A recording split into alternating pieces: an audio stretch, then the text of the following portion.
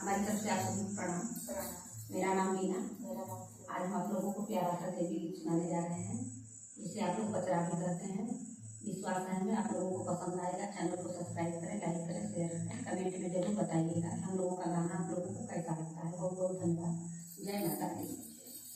गौआ के बिचवाए कानी बिया का पेड़वा हो के ओई